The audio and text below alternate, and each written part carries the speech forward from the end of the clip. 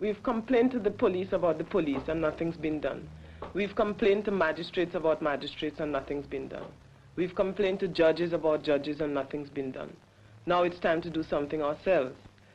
That statement was made at the mangrove demonstration and represents the essence of black people's experience in Britain.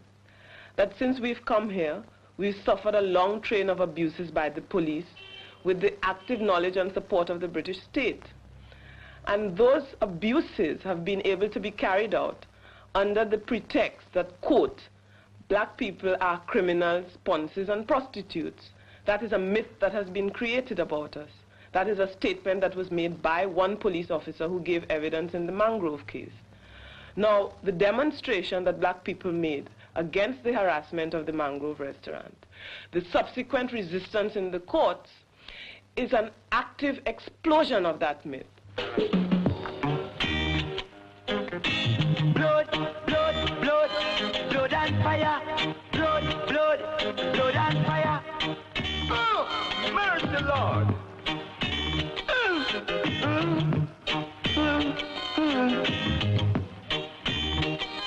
There is no more water to out the fire. There is no more water to out the fire. Let it burn, let it burn. The black community, not only in Notting Hill, but all over this country, has a certain experience with the police. And that experience, in my terms, is one which could be easily described as brutal, harassing, and generally repressive. And that on the 9th of August 1970, the Action Committee in Defense of the Mangrove Restaurant, which is a West London restaurant in Notting Hill, called a demonstration because that restaurant had been consistently harassed by the police. There were 3 raids on the restaurant, ostensibly for drugs. Nothing was found. And so the community responded with a demonstration. It has been for some time now that black people have been caught up in complaining to police about police, complaining to magistrates about magistrates, complaining to judges about judges, complaining to politicians about politicians. We have become the own shapers of our destiny as from today. The precedents have been set. Young kids have committed the greatest revolutionary action that has been known in this country for some time.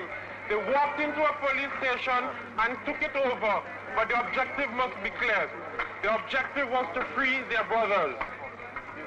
What our objective is today, what is going to continue to be, is a concerted, determined attempt to prevent any infringement on our rights. What they seek to do is not to close down a restaurant, but to close down what they see is an area where black people can collectively put up some kind of resistance to day-to-day harassment by the police. And I believe the Mangrove is not just negative in serving as a place where people can put up that kind of resistance, but I believe it serves a positive purpose in that people come there and sit and talk and exchange views in the community, which this community has lacked for a long time. Black people!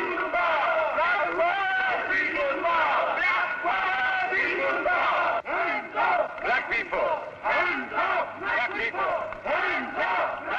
The object of the demonstration was to visit every single police station in the area. We went to Notting Dale police station. When we got there, there were more policemen surrounding the police station. We went to Notting Hill police station, by which time it had accumulated in the minds of the policemen who were on that demonstration that we had taken that issue too far. They believed, what are these cheeky West Indian niggers doing on the street, challenging our authority with such confidence? They sought to break the demonstration up on Portnell Road.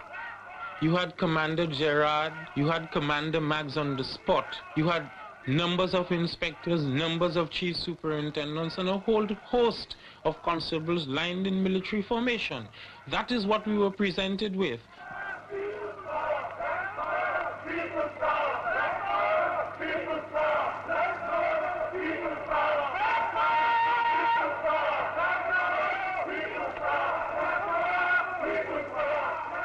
25 years of frustration exploded.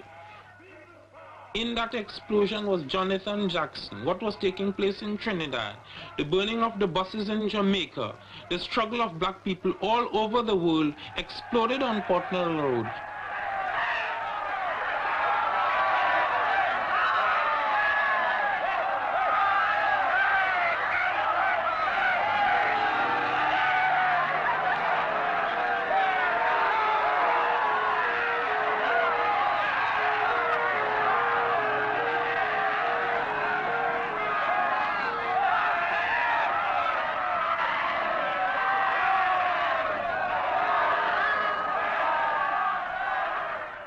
I believe that why that attack was launched and why subsequent to that attack by the police being launched, this thing was blown out of all proportion, was that the government had certain things in mind for black people in relation to the population as a whole.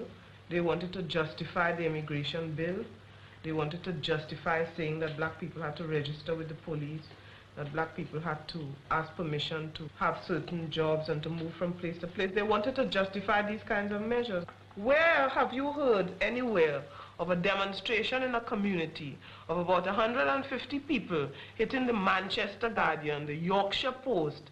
That thing is projected to the population for a particular reason. In fact, there was evidence in the trial that the CID, Special Branch, and police photographers were on the march right from the beginning.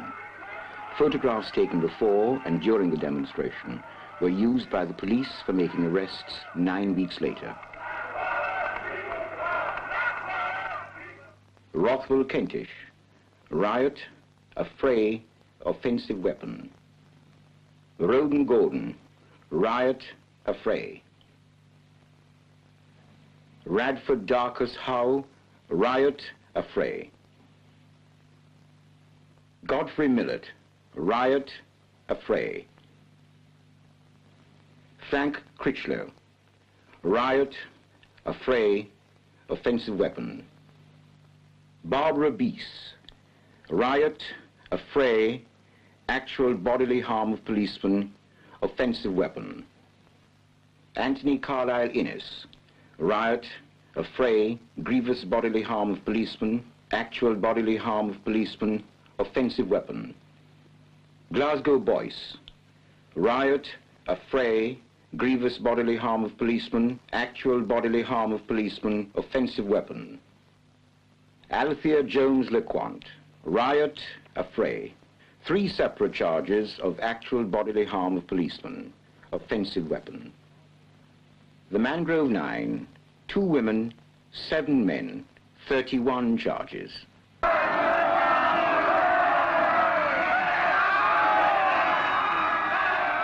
There had been demonstrations in Britain before that provoked much more fierce fighting than that one.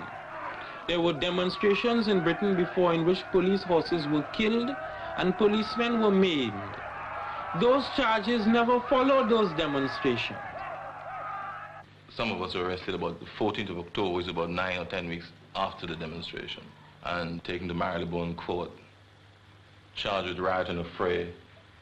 And the magistrate there threw out the charge of RAD after the DPP had made very strong case to support the case of RAD.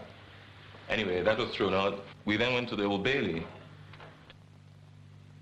They lined us up in the dock, prisoner style, and the charge of riot was reintroduced.